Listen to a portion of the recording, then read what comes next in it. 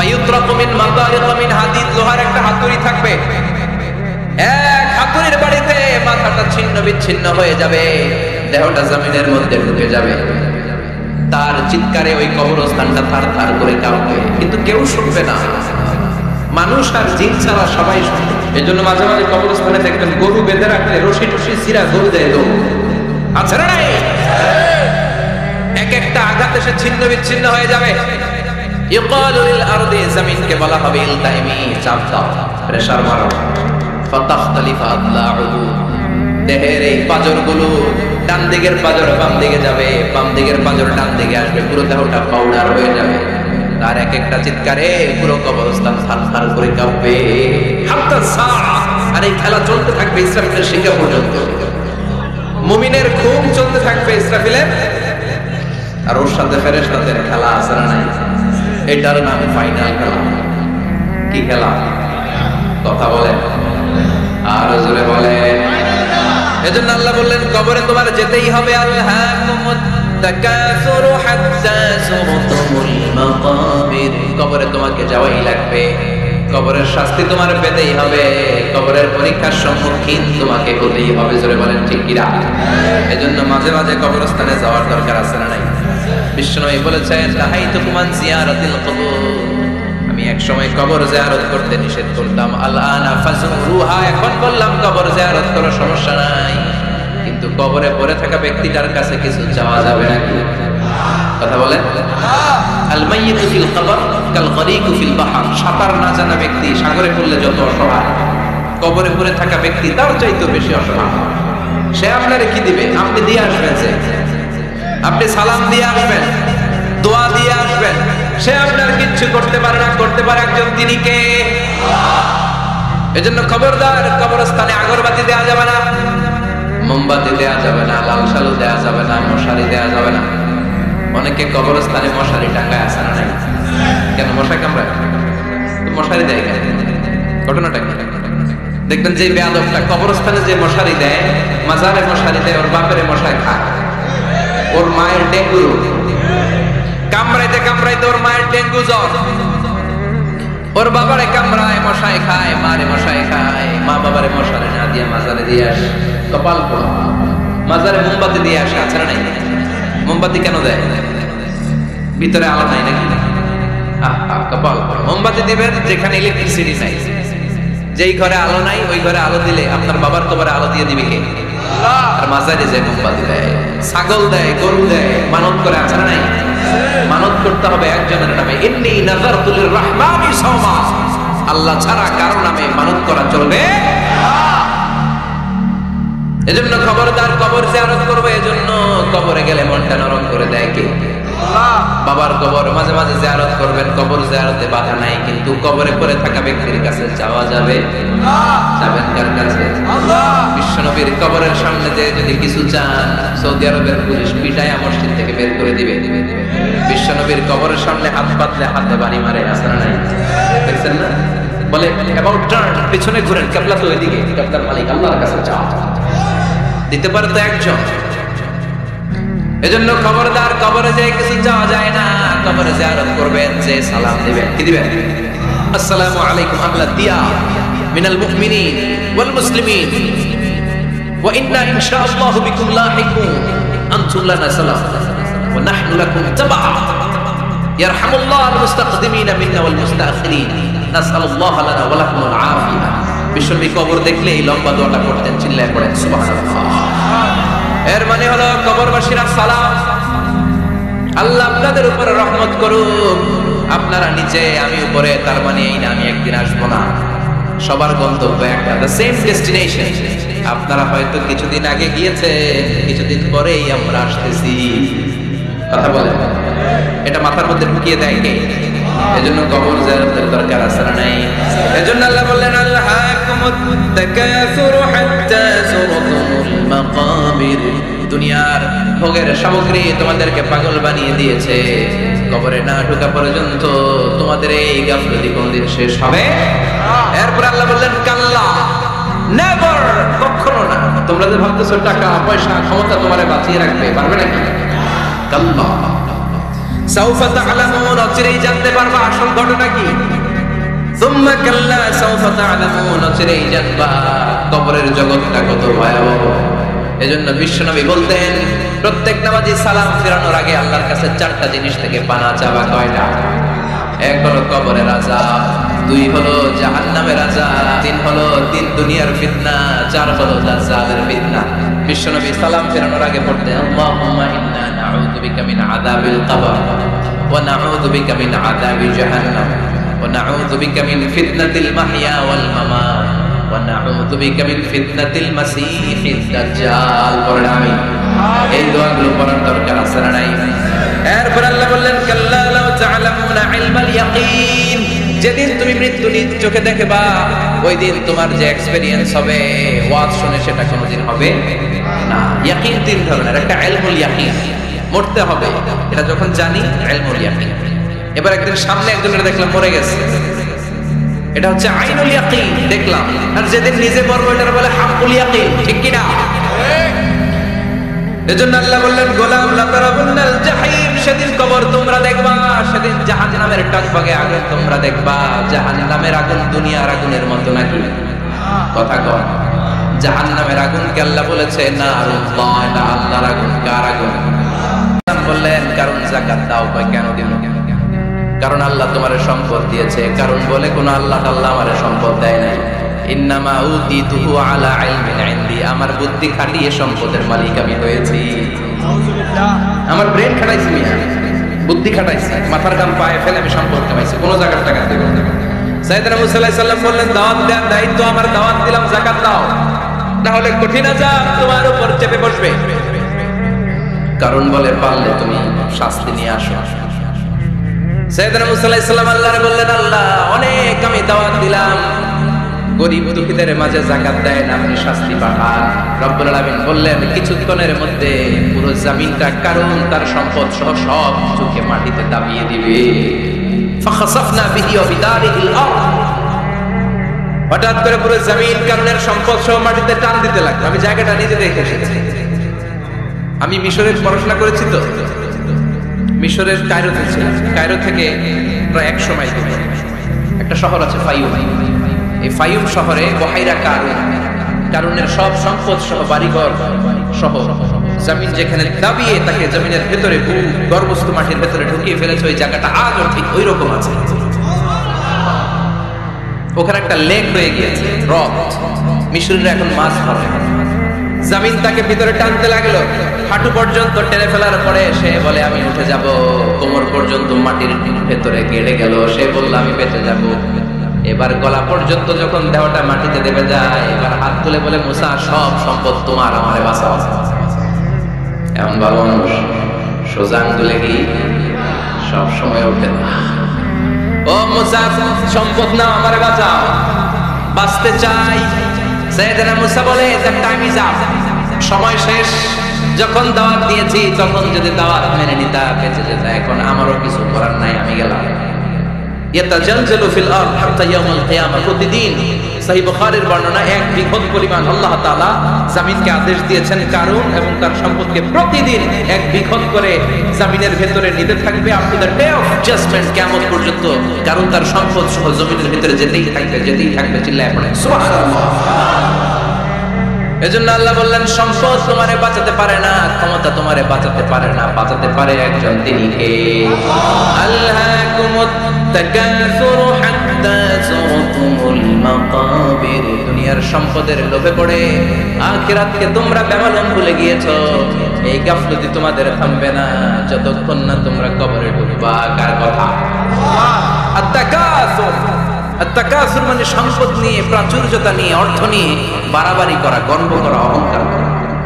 সাহাবাদের মধ্যে দুইটা গ্রুপ, কথা বলতে বলতে কথার পিঠে কথা, কথার নাম লতা, ঠিক না? কথা বলতে বলতে ঝগড়া লেগে গিয়ে দুই গ্রুপ। এক গ্রুপ বলে আমরা বেশি সম্মানিত, আরেক গ্রুপ বলে তোরা না আমরা। একদল বলে আমাদের ওটের সংখ্যা বেশি, তোমাদের এত ওট নাই। আরেক দল বলে আমাদের ছাগলের সংখ্যা বেশি, তোমাদের এত ছাগল নাই। আরেক দল বলে আমাদের দলে নেতা খেতার সংখ্যা বেশি, তোদের দলে কোনো নেতা নাই। এই কথা নিয়ে ঠেলাঠেলি আছে না নাই? তার মানে সাহাবারা দুনিয়ার ভোগের সামগ্রী, দুনিয়ার সম্পদ, ক্ষমতা নিয়ে পরস্পর ঝগড়া শুরু করে দিল। সাহাবীদের সাথে বিষয়টা মানায় না। সাহাবীদেরকে শিক্ষা দেওয়ার মাধ্যমে গোটা বিশ্বের জন্য আল্লাহ মেসেজ হিসেবে ওই মুহূর্তে সূরাটা নাযিল করে বললেন, আলহাকুমুত তাকাসুর হাত্তা যুরতুমুল মাকাবির। পড়েন আল্লাহু আকবার। আল্লাহ বললেন, আলহাকুমুত তাকাসুর, সম্পদের প্রাচুর্য তোমাদেরকে পাগল বানিয়ে দিয়েছে। হাত্তা যুরতুমুল মাকাবির, এই সম্পদের প্রাচুর্যতার কথা, মোহের কথা তোমরা বলতে পারবে না যতক্ষণ না তোমরা কবরে যাবা। কই যাবা? কথা বলেন। একদিন মাটির ভেতরে হবে ঘরে মোনামার, কেন বাঁধো দালান ঘরে মোনামার, কেন বাঁধো দালান ঘর। একদিন মাটির ভেতরে হবে ঘরে মোনামার, কেন বাঁধো দালান ঘর। কবরের ঘর আসল ঘর, এটা আল্লাহ বুঝাতে চাইলেন। হাত্তা যুরতুমুল মাকাবির, মাকবার মানে কবরস্থান, এটার প্লুরাল হলো মাকাবির। আল্লাহ বললেন এই কবরস্থানে যাওয়ার আগ পর্যন্ত দুনিয়া কামানোর লোভ আর লালসা তোমাদের কমবে। আলহাকুমুত তাকাসুর, দুনিয়ার প্রাচুর্যের লোভে পড়ে মোহে পড়ে তোমরা পাগল হয়ে গিয়েছো। সম্পদ আর অর্থের বড়াই করতে করতে আখিরাতকে তোমরা বেমালুম ভুলে গিয়েছো। এই দুনিয়া আসল দুনিয়া নয়, আসল জগৎ হলো আখিরাতের জগৎ। বলেন ঠিক কিনা?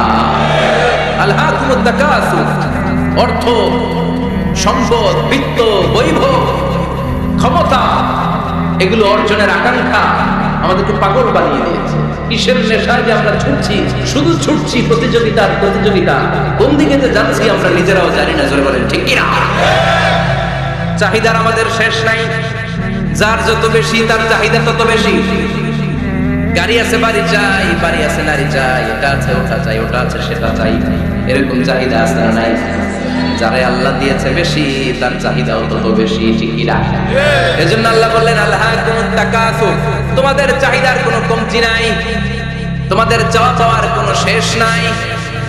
যার সাইকেল আছে সে মোটর সাইকেল চায়, মোটর সাইকেল আছে তো প্রাইভেট কার চায়, প্রাইভেট কার আছে মনে মনে ভাবে প্লেনে চড়তে পারলে একটু ভালো হয়। এরপরে কয় হেলিকপ্টার আছে না নাই? যিনি মেম্বার হয়েছেন তিনি ভাবলেন সামনে চেয়ারম্যান হইলে একটু ভালো হয়। যিনি আপনাদের ভোটে চেয়ারম্যান হয়ে গেলেন মনে মনে ভাবে এবার যদি একটু পার্লামেন্টে যাইতে পারি খারাপ হয় না। তবে পার্লামেন্ট নিছেন ওনারে, এবার মনে মনে ভাবে একটা মন্ত্রণালয়ের দায়িত্ব যদি পাই খারাপ হয় না, এলাকার উন্নয়ন বেশি বেশি করা যাবে। মন্ত্রীও হয়ে গেছে, এবার মনে মনে ভাবে আর আছে একটা, জোরে কয় ওইটার সুযোগ এই দেশে নাই, ওইটার সুযোগ এই দেশে নাই, হয় উনি নয় উনি। কথা কয় এই দুই ফ্যামিলির বাইরে আমাদের আর কোনো গতি নাই। তো গতি যেহেতু নাই, ওনারা ভালোভাবে চালাক, আমাদের কোনো কথা নাই। জোরে বলেন ঠিক কিনা? যারাই আমাদের নেতা হবে আল্লাহ সুন্দরভাবে তাদেরকে দেশটা চালানোর তৌফিক দাও। পড়ে না এজন্য আল্লাহ বললেন, আলহাকুমুত তাকাসুর হাত্তা যুরতুমুল মাকাবির, দুনিয়ার লোভ লালসা প্রতিযোগিতা তোমাদেরকে পাগল বানিয়ে দিয়েছে। পাগল পাগল হয়ে গিয়েছে, আরো চাই, আরো লাগবে, আমার আরো লাগবে, এরকম মানসিকতা আমাদের অন্তরের ভেতরে আছে না নাই? এই মানসিকতারে বলে ফকিরি মানসিকতা। কথা কয় বারবার যারা চায় এরা কি বলে? ফকিরনি। জুমার দিন জুমার নামাজের পরে 5 টাকা দিলেন দেখবেন আপনারটা থাপা দিয়ে দৌড়ে আরেকজনের কাছে যায়, ওনারটা নিয়ে আবার আরেকজনের কাছে যায়। যেদিকে এই টাকা দেয় ওইদিকে উনি আসে না নাই, কারণ নাম হলো ফকির। নাম কি? আমরা সবাই এরকম ফকির। ধনী হলো একজন, তিনি কে? ইয়া আইয়ুহান নাসু আনতুমুল ফুকারাউ ইলাল্লাহ ওয়াল্লাহু হুয়াল গনিয়ুল হামিদ। আল্লাহ বললেন, গোলাম তোরা সবাই ফকিরের বাচ্চা। আমরা কি? বুঝে কয় ফকিরের বাচ্চা কিন্তু দৃষ্টিতে লাগে না, কিন্তু কোরআনে কিন্তু আল্লাহ কয়েছে আনতুমুল ফুকারা ইলাল্লাহ, তোমরা সবাই আল্লাহর দিকে ফকির। কারণ আমরা রাতে দিনে সব সময় বিপদে পড়লে চাই একজনের কাছে, তিনি কে? অসুস্থ হলে কাঁদি একজনের কাছে, তিনি কে? আল্লাহ। তুফান হইলে, বন্যা হলে একজন রে ডাকি, তিনি কে? বাদশাহপুর তুফান হয় না, বন্যা হয় না, সিডর হয় না, কারা ডাকে? দেখবেন তুফান হইলে মুসলমানরা যেমনি ডাকে, হিন্দুরাও ডাকে, বৌদ্ধরাও ডাকে, নাস্তিকরাও নাস্তিকতা বলে দেয়, তখন জিকির চলে একজনের, তিনি কে? আমি বরিশালে গিয়েছিলাম বাসে করে, ফিরে আসছি লঞ্চে। এই একবার সাগরের ভেতরে, নদীর ভেতরে তুফানে পড়েছে। সেই দিন চিনতে পেরেছি আল্লাহ কারে কথা। কারণ আমি শহরে বড় হয়েছি, সাঁতার জানি, স্বাভাবিক সাঁতার, এদিকে ফালাইলে ওদিকে যেতে পারবো, কিন্তু নদী কি সাঁতরে পারাইতে পারবো? কথা কর। প্রচন্ড তুফান, সদরঘাটে ভিড়তে আর 2 ঘন্টা বাকি। জাহাজ টলমল শুরু করেছে। এবার দেখলাম জাহাজের ভেতরে যত মহিলাগুলো আছে সব চিল্লায় আর ডাকে কারে? হিন্দুগুলাও ডাকে কারে, বৌদ্ধগুলাও ডাকে কারে। হঠাৎ করে তুফান থেমে যায়, আবার ধাক্কা মারে, আবার চিল্লান, আছে না নাই? সবার মুখে এক আওয়াজ, বাঁচাও। আমি বললাম, কে বাঁচাইবো? হুজুর আমনে, আপনি দোয়া কালাম পারেন, আপনি বাঁচান। আমি কইলাম, আমারে বাঁচাইবো কেডা? আল্লাহ ছাড়া বাঁচানোর কেউ নাই। এজন্য আল্লাহ বললেন, আল্লাহকুমুত তাকাসুরু হাত্তা যুরতুমুল মাকাবির। তোমরা সম্পদের লোভে, দুনিয়ার লোভে পাগলের মতো হয়ে গিয়েছো। ফকিরদের যেই স্বভাব, সেরকম স্বভাব তোমাদের মধ্যে ঢুকেছে, ঠিক কি না? আরো চাই, আরো লাগবে, আরো দাও, সব খামু, সব আমার। পেটটা এত ঢুকে, সব খাইবে, পেট কত, কিন্তু বলে কি সব খাবো। আনলিমিটেড ডিমান্ড, শেষ নাই। প্রতিযোগিতার পর প্রতিযোগিতা। উনার কত টাকা, আমার টাকা তার চেয়ে বেশি লাগবে। ওর বাড়ি কয়টা, আমার বাড়ি আর কয়েকটা বাড়ানো লাগবে। ওর বিল্ডিং যদি হয় 5 তলা, আমার লাগবে 6 তলা। কিন্তু উনি তাহাজ্জুদ পড়ে, আমারও তাহাজ্জুদ পড়া লাগবে। এই টেনশন আছে নাকি? কথা বলেন। উনার বাড়ি 5 তলা, আমারটা লাগবে 8 তলা। বিষ্ণু বলেছেন, one of the minor signs before the day of judgment, people will start to compete to construct high-rise buildings. কিয়ামতের আগে লোকজন বড় বড় বিল্ডিং বানানোর প্রতিযোগিতা শুরু করবে। وأن ترى الحفاة العراة العالة رياء الشاء يتطاولون في البنيان. বিষ্ণু বললেন, তোমরা দেখবে এমন কিছু লোক সমাজের গরিব ছিল, পায়ে দেওয়ার মতো জুতা ছিল না, গায়ে দেওয়ার মতো জামা ছিল না, পেটে দেওয়ার মতো খাবার ছিল না, হু হু করে তারা বড় লোক হয়ে গিয়েছে।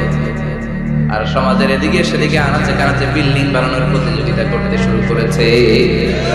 আসলে নাই বানসারামপুরে মুরব্বী যারা আছেন একটু বলেন তো, আজ থেকে 20 বছর আগে এরকম একটা বিল্ডিং, টাওয়ার, ফাউন্ডেশন ছিল কুমিল্লা শহরে, চট্টগ্রামে, ঢাকায়? আজ থেকে 20 বছর আগে এখন যে আপনি টাওয়ার বানানোর প্রতিযোগিতা, এগুলো ছিল? কথা বলে। তার মানে এগুলো কিয়ামতের আলামত। একটার পর একটা, একজন বানায় 100 তলা, আরেকজন বানায় 150 তলা, আরেকজন বলে না আমারটা বানাইতে হবে 200 তলা। আছে না নাই? জেদ্দাতে, এবার হজে জেদ্দায় দেখলাম যে সবচেয়ে বড় টাওয়ারটার কাজ এখনো শেষ হয় নাই। 19 সালে খুব সম্ভব ওরা কমপ্লিট করতে পারবে। গত 5 বছর ধরে চালাইয়েই যাচ্ছে। কিংডম টাওয়ার 1000 মিটার উঁচু। হিসাব বুঝেন তো? 1000 মিটার মানে কয় কিলোমিটার? 1 কিলোমিটার। একটা বিল্ডিং যদি 1 কিলোমিটার উঁচা হয়, এটার সামনে যে তাকাতে পারবেন? টুপি পরে যাবে না পিছনে? কথা বলেন। 1 কিলোমিটার উঁচু দি কিংডম টাওয়ার, সৌদি আরবের জেদ্দা নগরীতে অবস্থিত। আরেকটা আছে দুবাইতে, বুর্জ আল খলিফা, 818 মিটার উঁচু। কিংডম টাওয়ার হচ্ছে 170 তলা, আর বুর্জ আল খলিফা 163 তলা। কাবা ঘরের পাশে আরেকটা টাওয়ার আছে, জমজম টাওয়ার। এটার দিমাক্কা রয়্যাল ক্লক টাওয়ার। হাজী সাহেবরা দেখে আসছেন না? বড় একটা ঘড়ির মনোগ্রামও আছে। এটা 120 তলা। কয় তলা? 120 তলা। চায়নাতে একটা আছে সাংহাই টাওয়ার, তাইওয়ানে একটা আছে দি টাইপেরান 101, 101 তলা। আমি যেখানে পিএইচডি করি, বছরের বেশিরভাগ সময় থাকি, মালয়েশিয়াতে একটা আছে। আমরা শপিং করতে গেলে মাঝে মাঝে ওখানে যাই। 2 ভাইয়ের মতো দাঁড়ায় আছে, পেট্রোনাস টুইন টাওয়ার। স্থানীয়রা এটারে বলে KLCC। 41st 42nd করে একটা ব্রিজ আছে। এই টাওয়ার থেকে ওই টাওয়ারে যাওয়া যায়। ইয়াতাতাওয়ালুনা ফিল বুনিয়ান, বিল্ডিং বানানোর প্রতিযোগিতা। কিয়ামতের দিন ইসরাফিলের সিঙ্গার ফুৎকারে, ইদা সুলসিলাত জুলজিলাতিল আরদু জিলজালাহা, একটা ভূমিকম্প যে তৈরি হবে, গোটা বিশ্বে যে একটা ভূকম্পন হবে, ওই ভূকম্পনের জন্য এক কাঁটাও টিকে থাকবে নাকি? থাকবে। এজন্য আল্লাহ বললেন আল্লাহকুমুত তাকাসুরু হাত্তা যুরতুমুল মাকাবির। দুনিয়ার সম্পদ, লোভ, লালসা, এই সম্পদের প্রতি আকাঙ্ক্ষা তোমাদেরকে গাফেল বানিয়ে দিয়েছে। এই গাফলতি তোমাদের কমবে না, থামবে না। হাত্তা যুরতুমুল মাকাবির, যতদিন না কবরে যাওয়া হবে। কবরে না যাওয়া পর্যন্ত এই খাই খাই নাই নাই এই মানসিকতা তোমাদের থেকে কশিশ কালেও যাবে না। চিৎকার করে বলেন কথাটা কার? এজন্য আল্লাহ বললেন সম্পদ তোমাদেরকে পাগল বানিয়ে রেখেছে, সম্পদের পাহাড় মানুষ করতে চায়। আরব বিশ্বের সনকুবেরদের সম্পদের তালিকা দেখলে আপনি অবাক হবেন। প্রিন্স ওয়ালিদ বিন তালাল, বর্তমান যেটা আছে এমবিএস বলে, সংক্ষেপে এমবিএস, মোহাম্মদ বিন সালমান, সম্পদের কোনো অভাব নাই। ওয়ালিদ বিন তালাল আরেক সনকুবের, আগের বাদশা আব্দুল্লাহর ভাগিনা। তার একটা প্লেন আছে, পার্সোনাল জেট প্লেন। এই প্লেনটা 70% মেড অফ গোল্ড, 70% স্বর্ণ দিয়ে বানানো। Can you imagine? কল্পনা করতে পারেন? গত 2 বছর আগে আমি ব্রুনাই গিয়েছিলাম একটা প্রোগ্রামে। ব্রুনাইতে আছে পৃথিবীর সবচেয়ে বড় প্যালেস, রাজপ্রাসাদ, নাম ইস্তানা নুরুল ইমান। প্রায় 2000 কক্ষ আছে ওই রাজপ্রাসাদের ভেতর। এটার মালিক হচ্ছে ব্রুনাইয়ের বাদশা সুলতান হাসান আল বালখিয়া। গ্র্যান্ড হায়াত নামে একটা হোটেল আছে, ওটার মালিক।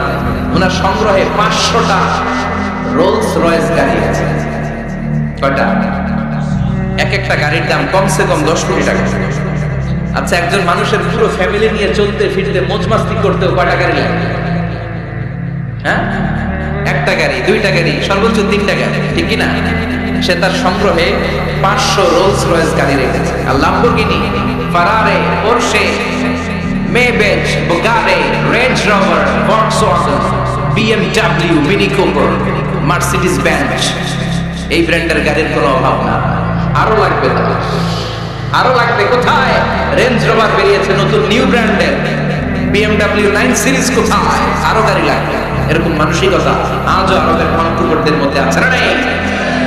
এজন্য আল্লাহ বললেন খবরদার, সম্পদ তোমাদেরকে পাগল বানিয়ে দিয়েছে। আলহাকুমুত তাকাসুর, এই সম্পদের মায়া কোনোদিন তোমাদের কমবে না। হাত্তা যুরতুমুল মাকাবির, যতদিন না তোমরা কবরের ভিতরে ঢুকবা।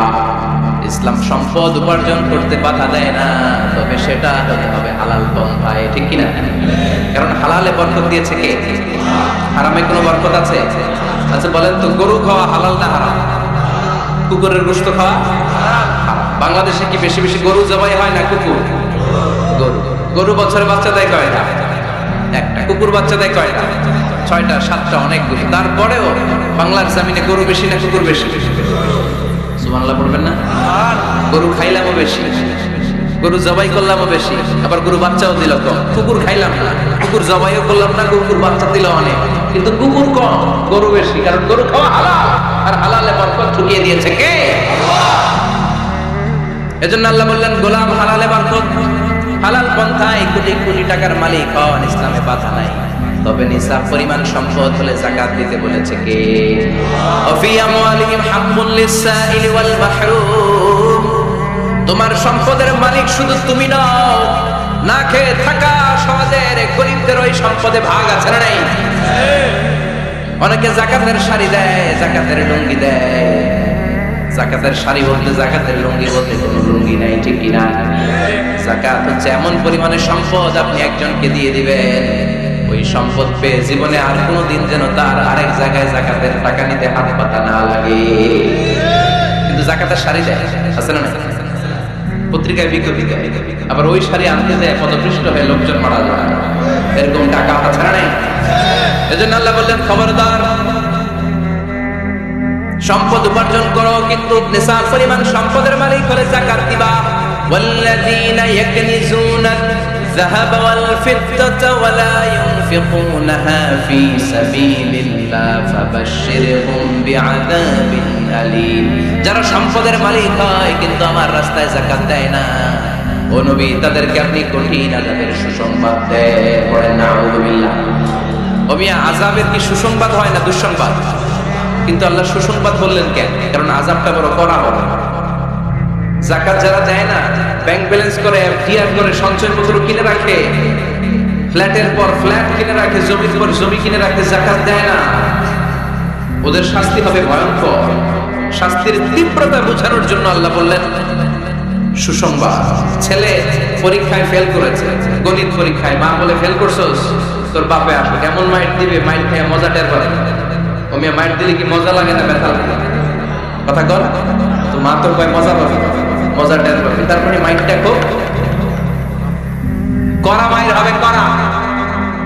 আল্লাহ বললেন কারুনের দিকে তাকা, যারা সম্পদের যাকাত দিস না, কারুনের দিকে তাকা। সাইয়েদনা মুসা আলাইহিস সালামের চাচাতো ভাই মুসা আলাইহিস সালাম বললেন কারুন যাকাত দাও। কয় কেন দেব? কারণ আল্লাহ তোমারে সম্পদ দিয়েছে। কারণ বলে কোন আল্লাহ তাআলা আমারে সম্পদ দেয় নাই।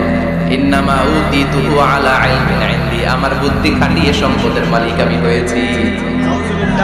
আমার ব্রেন খাটাইছি, মিয়া বুদ্ধি খাটাইছি, মাথার কাম পায়ে ফেলে আমি সম্পদ কামাইছি, কোন জায়গার টাকা দেব। সাইয়েদনা মুসা আলাইহিস সালাম বললেন দাওয়াত দেওয়ার দায়িত্ব আমার, দাওয়াত দিলাম, যাকাত দাও, তাহলে কঠিন আযাব তোমার উপর চেপে বসবে। কারণ বলে পারলে তুমি শাস্তি নিয়ে আসো। সাইয়েদনা মুসা আলাইহিস সালাম আল্লাহরে বললেন আল্লাহ অনেক আমি দাওয়াত দিলাম, গরীব দুঃখীদের মাঝে যাকাত দেন, আপনি শাস্তি পাঠান। রব্বুল আলামিন বললেন কিছুক্ষণের মধ্যে পুরো জমিনটা কারণ তার সম্পদ সহ সব চোখে মাটিতে দাবিয়ে দিবে। ফাখাসাফনা বিহি ওয়া বিদারিহিল আরদ, হঠাৎ করে পুরো জমিন কারণের সম্পদ সহ মাটিতে টান দিতে লাগলো। আমি জায়গাটা নিজে দেখে এসেছি। আমি মিশরের পড়াশোনা করেছি তো, মিশরের কায়রোতে ছিলাম। কায়রো থেকে প্রায় 100 মাইল দূরে একটা শহর আছে ফাইউম। এই ফাইউম শহরে বহাইরা কারুন, কারুনের সব সম্পদ সহ বাড়িঘর সহ জমিন যেখানে দাবিয়ে তাকে জমিনের ভেতরে গর্ভস্থ মাটির ভেতরে ঢুকিয়ে ফেলেছে, ওই জায়গাটা আজও ঠিক ওই রকম আছে। ওখানে একটা লেক হয়ে গিয়েছে, হ্রদ। মিশরীরা এখন মাছ ধরে। জমিন তাকে ভিতরে টানতে লাগলো, হাঁটু পর্যন্ত টেনে ফেলার পরে সে বলে আমি উঠে যাব। কোমর পর্যন্ত মাটির ভেতরে গেড়ে গেল, সে বলল আমি বেঁচে যাব। এবার গলা পর্যন্ত যখন দেহটা মাটিতে দেবে যায়, এবার হাত তুলে বলে মুসা সব সম্পদ তোমার, আমারে বাঁচাও। এমন ভালো মানুষ সোজা আঙ্গুলে কি সব সময় উঠে না। ও মুসা সম্পদ না, আমারে বাঁচাও, বাঁচতে চাই। সাইয়েদনা মুসা বলে দ্য টাইম ইজ আপ, সময় শেষ। যখন দাওয়াত দিয়েছি তখন যদি দাওয়াত মেনে নিতা বেঁচে যেত, এখন আমারও কিছু করার নাই, আমি গেলাম। ইয়াতাজালজালু ফিল আরদ হাত্তা ইয়াউমুল কিয়ামাহ, প্রতিদিন সহিহ বুখারীর বর্ণনা 1 বিঘত পরিমাণ আল্লাহ তাআলা জমিনকে আদেশ দিয়েছেন কারুন এবং তার সম্পদকে প্রতিদিন 1 বিঘত করে জমিনের ভেতরে নিতে থাকবে up to the day of judgment. কিয়ামত পর্যন্ত কারুন তার সম্পদ সহ জমিনের ভেতরে যেতেই থাকবে, যেতেই থাকবে। চিল্লায় পড়ে সুবহানাল্লাহ। এজন্য আল্লাহ বললেন সম্পদ তোমারে বাঁচাতে পারে না, ক্ষমতা তোমারে বাঁচাতে পারে না, বাঁচাতে পারে একজন, তিনি কে? আল্লাহকুমুত তাকাসুরু হাত্তা যুরতুমুল মাকাবির, দুনিয়ার সম্পদের লোভে পড়ে আখিরাতকে তোমরা বেমালুম ভুলে গিয়েছো। এই গাফলতি তোমাদের থামবে না যতক্ষণ না তোমরা কবরে ঢুকবা। কার কথা?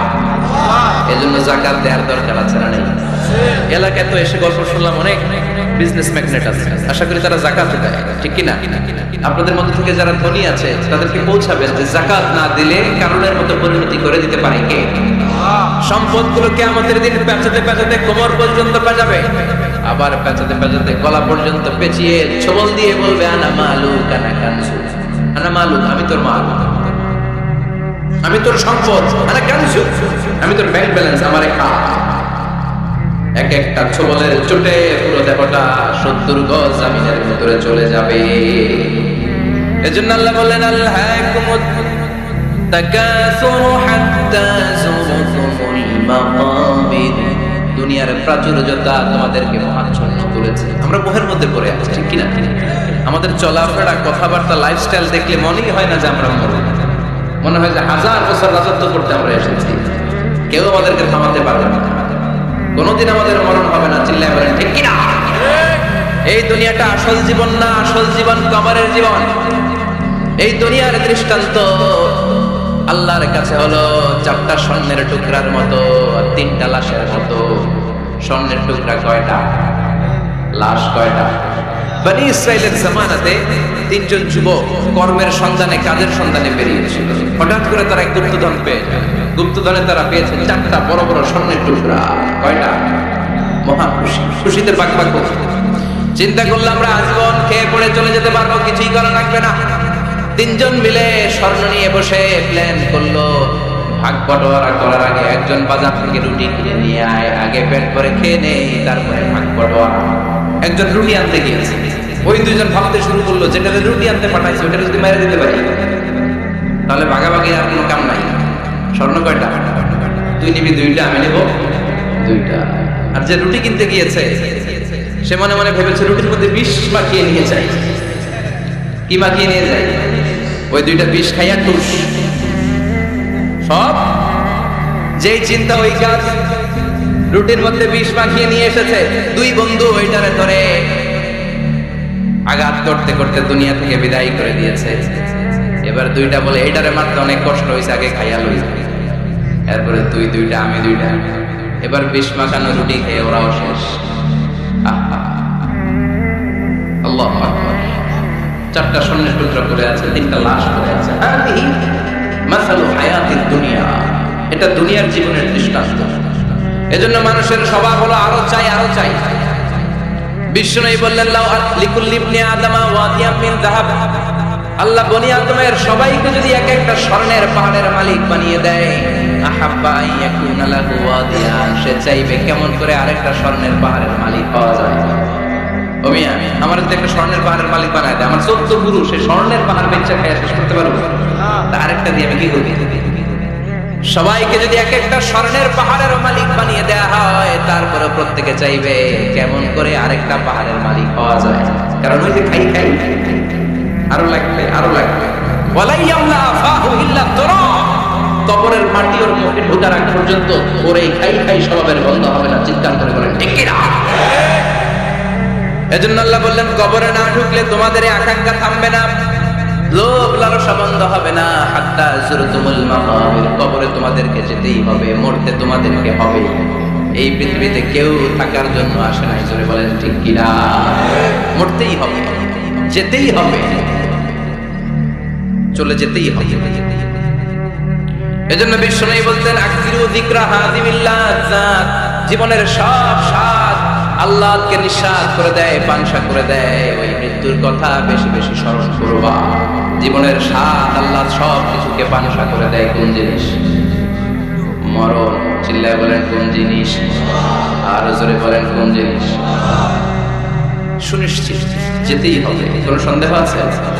কথা বলে সন্দেহে আছে কারো? The most certain thing in our life is death, and the most uncertain thing in our life is the time of death. আমাদের জীবনের সবচেয়ে সুনিশ্চিত বিষয় হচ্ছে আমাদের মরণ, মরতে হবে। কিন্তু সবচেয়ে অনিশ্চিত বিষয় হচ্ছে মরণের সময়। কখন মরবো এটা আমরা কেউ জানি না, কিন্তু মরবো যে এটা আমরা সবাই জানি। চিল্লায় বলেন ঠিক কি না? কেউ বেঁচে থাকতে পারবে না, সবাই চলে যাবে, সব মরে যাবে, শুধু একটা সত্তা বেঁচে থাকবে। চিল্লায় বলেন তিনি কে? কুল্লু মান আলাইহা ফানি ওয়া ইয়াবকা ওয়াজহু রাব্বিকা যুল জালালি ওয়াল ইকরাম ফাবিআইয়ি আলাই রাব্বিকুমা তুকাযযিবান। পৃথিবীর বুকে যা দেখা যায় সব মরে শেষ হয়ে যাবে, মরবে না শুধু একটা সত্তা, তিনি কে? সব মরে যাবে, সবাই মরে যাবে। মালাকুল মউত সবার রূহ কবজ করে ফেলবে। আল্লাহ বলবে আখবিরনি মাইয়াব্বা। হে মৃত্যুর ফেরেশতা, কি করছো? সব মারছো, সবাই মারছো, সব শেষ। কে বাকি? জিনেরা বাকি, জিনদেরও মারো। সবগুলো জিন শেষ করা হবে, বাকি থাকবে ইবলিস। আল্লাহ বলবেন সবাইকে যেই কষ্ট দিয়ে ইন্তেকাল করিয়েছো, সবগুলো কষ্ট একত্রিত করে ইবলিসটারে তুমি মারো। সবচেয়ে কষ্ট দিয়ে নির্মম ভাবে ইবলিসকেও শেষ করা হবে। আল্লাহ বলবেন আখবিরনি মাইয়াবকা। ও মালাকুল মউত, এবার বলো আর কে বেঁচে আছে? মালাকুল মউত বলবে আল্লাহ কেউ নাই, কেউ নাই, সব শেষ। মানুষ শেষ, প্রাণীগুলো শেষ, পাখিগুলো শেষ, সাগরের মাছগুলো শেষ, আপনার কথা মতো জিনগুলাও। এবার আছে শুধু ফেরেশতারা। কারা? কথা বলে আল্লাহ বলবেন ফেরেশতাদেরও মারো। শুরু হবে ফেরেশতা নিধন। একের পর এক সব ফেরেশতার রূহ কবজ করা হবে। এবার আল্লাহ বলবে আখবিরনি ইয়া মালাকাল মাউত মাইয়া বাকা, মালাকুল মাউত আর কে কে বেঁচে আছে আমার একটু বলো। মালাকুল মাউত বলবো সব শেষ, সব ফেরেশতাগুলোরও মেরে ফেলেছি, শুধু 4 জন আছে, জিব্রাইল, ইসরাফিল, মিকাইল, আর আমি আপনার হুকুমের গোলাম আজরাইল। আল্লাহ বলবে ইসরাফিলের রূহ কবজ করো। ইসরাফিলের রূহ কবজ হয়ে যাবে। মিকাইলের রূহ কবজ করো, মিকাইলের রূহ কবজ হয়ে যাবে। ইসরাফিলের রূহ কবজ হয়ে যাবে। আল্লাহ বলবে আখবিরনি মাইয়াব্বা, মালাকুল মউত এবার বলো কে বেঁচে আছে। মালাকুল মউত বলবে কেউ নাই। আল্লাহ বলবে আসলেই কেউ নাই। মালাকুল মউত বলবে আছে। কে আছে? শুধু আমি আছি। ডানে বায়ে সামনে পেছনে আল্লাহ কেউ নাই, সব শেষ, শুধু আমি আছি। আল্লাহ বলবেন এবার তুই মর।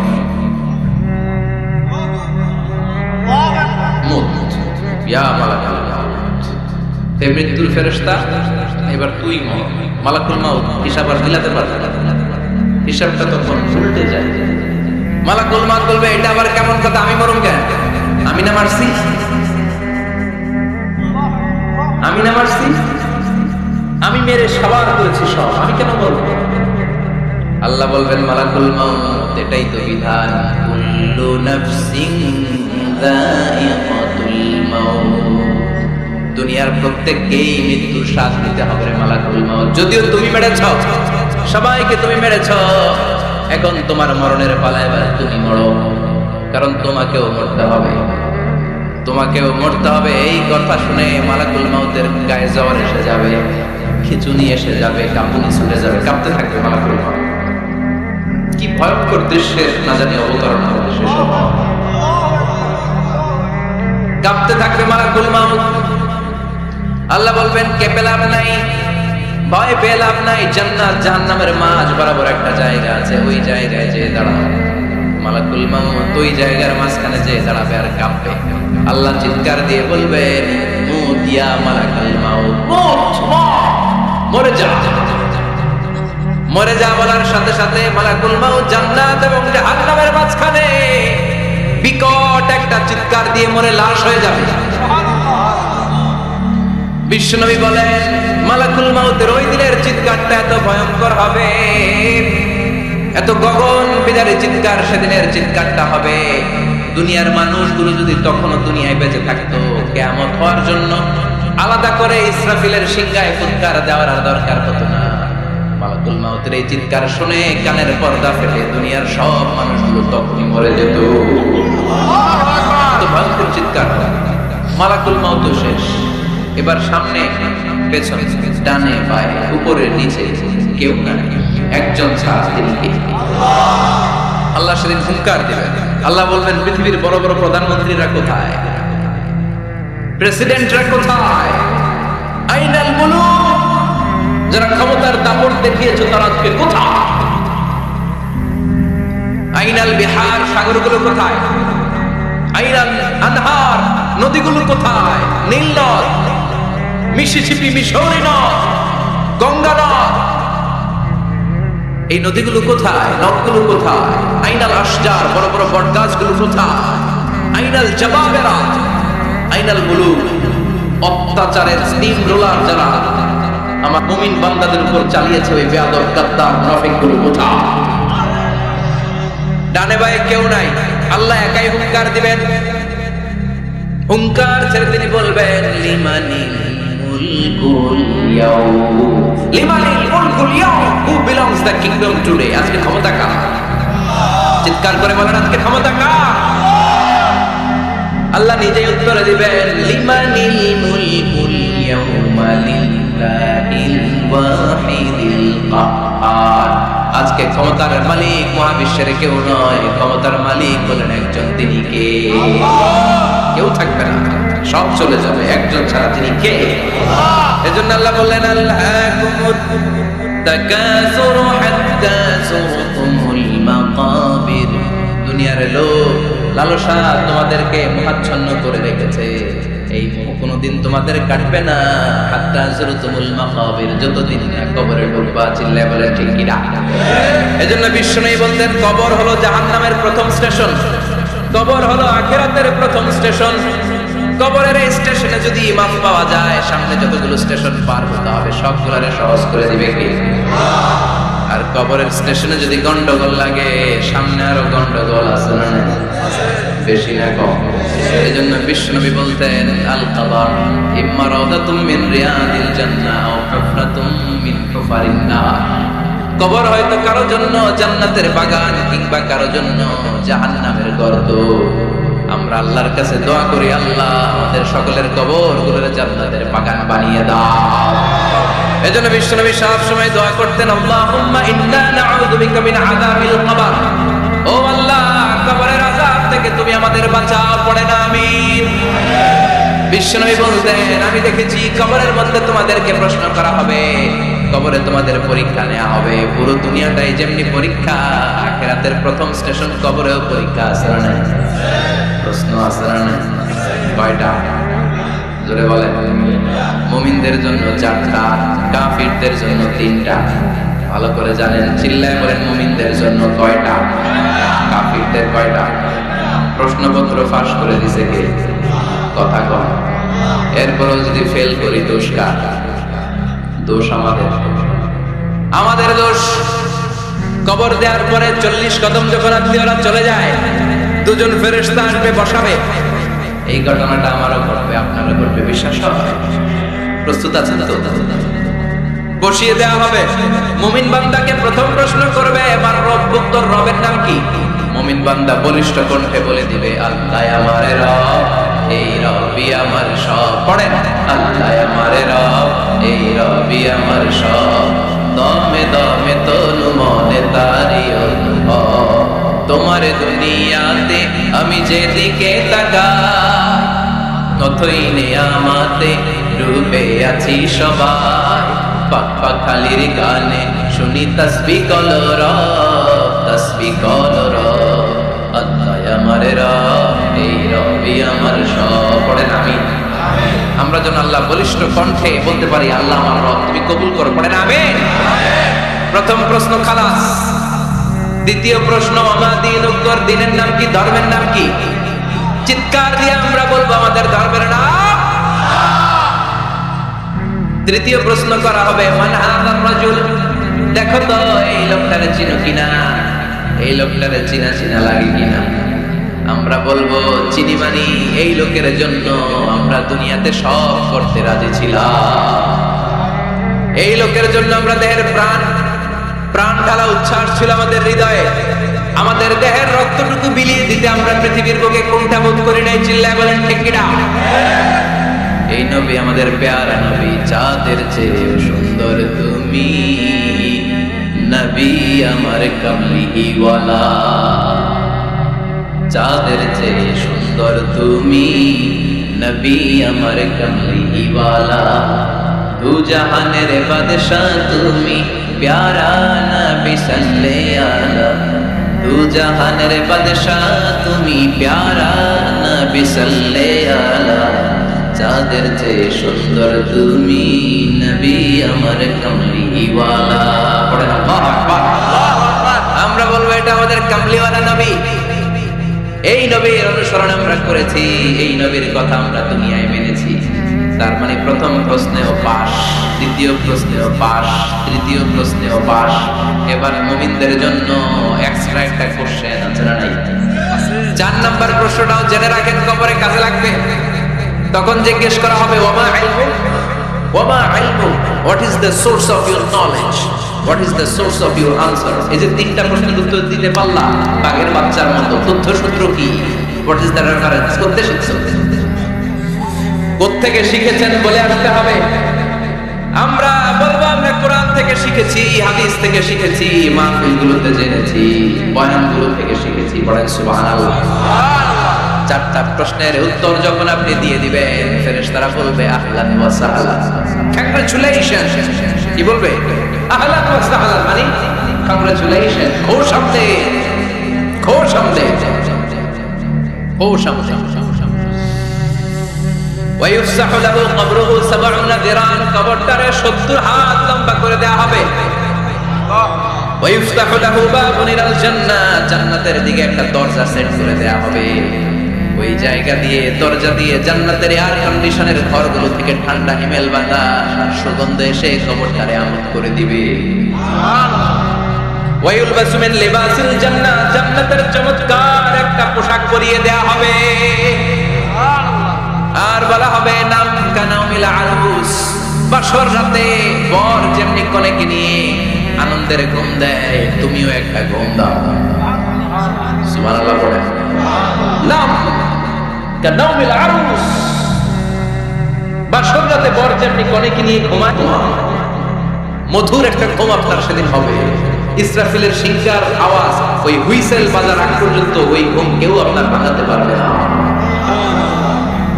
আল্লাহ কবরের 4টা প্রশ্ন, এগুলোর সঠিক উত্তর দিয়ে জান্নাতের পোশাক পরে আমরাও যেন ঘুমিয়ে থাকতে পারি তৌফিক দাও। আর জোরে পড়েন আমিন। এবার নাস্তিকদের পালা, বামপন্থীদের পালা, রামপন্থীদের পালা, ইসলাম বিরোধীদের পালা, কোরআন বিরোধীদের পালা, নবী বিরোধীদের পালা। ওদের সামনে দুজন ফেরেশতা আসবে, আসওয়াদান আজরাফা, আসওয়াদা আজরাফান, নীলাভ চোখ, কালো গাত্র বর্ণের, নীলাভ চোখ, চোখগুলো নীল, গায়ের কালার হবে কালো। তাহলে কি ভয়ঙ্কর চেহারা হবে ফেরেশতা দুজন। এসে বলবে ওঠ, বস, মার রব্বুক, তোর রবের নাম কি? কয় জানি না। কি কয়? জানি না। লা আদরি, আমি জানি না। আমি অমুক নেতার পিছনে পিছনে ঘুরতাম, খালি এটা মনে আছে। আমি মাও সেতুংকে নেতা মানতাম, আমি কার্ল মার্কসকে নেতা মানতাম, আমি নেতা খেতাদের পিছনে ঘুরতাম। রব কি, ইসলাম কি, দ্বীন কি, কিচ্ছু আমি জানি না। মাফ চাই, জানি না। দ্বিতীয় প্রশ্ন, আমার দিয়ে উত্তর, ধর্মের নাম কি? কয় আমার কোনো ধর্ম নাই, আমার কোনো ধর্ম নাই, আমি হলাম নাস্তিক। আমি কি? কথা বলেন, আমি কি? আমি এক প্যাকেটের বিরিয়ানির সন্ধান পাইলে শাহবাগের প্রজন্ম চত্বরে যায় ডান্স দিতাম। এরকম টাকা তাছাড়া নেই। আমার দিন উত্তর ধর্ম কি? কয় জানি না। আমি কিচ্ছু জানি না, ধর্ম টর্ম নাই আমার, আমি নাস্তিক। ফেরেশতারা বলতে, ও তুমি নাস্তিক? দাঁড়াও, আর একটা বাকি, এরপরে খেলা শুরু, ঠিক কিনা? 3 নাম্বার প্রশ্ন, ওমান হাযার রাজুল, এই লোকটাকে চিনো কিনা দেখো। নাস্তিক বলবে না, চিনি না, তবে নাম শুনেছি, ওনার বিরুদ্ধে আমি ব্লগে লিখতাম। এরকম ব্লগার আছে না? ওনার পারিবারিক জীবন নিয়ে আমি মানুষের মধ্যে সন্দেহ উস্কে দিতাম। ওনার পুত পবিত্র চরিত্রের ব্যাপারে আমি দুনিয়ার মুখে মন্দ কথা বলতাম। ওনারে আমি গালি দিতাম, আমি ছিলাম ওনার বিরুদ্ধ শক্তি, ওনার পক্ষের কোন শক্তি আমি ছিলাম না, আমি সব সময় ওনার বিপক্ষে ছিলাম। ফেরেশতারা বলবে, আয় আয়, তুই তো ডবল জিরো, 100-তে কত পাইছিস? কথা কথা লা তারাইতা ওয়ালা তালাইতা, কিছুই পারলি না, তুই তো পোড়া কপাল।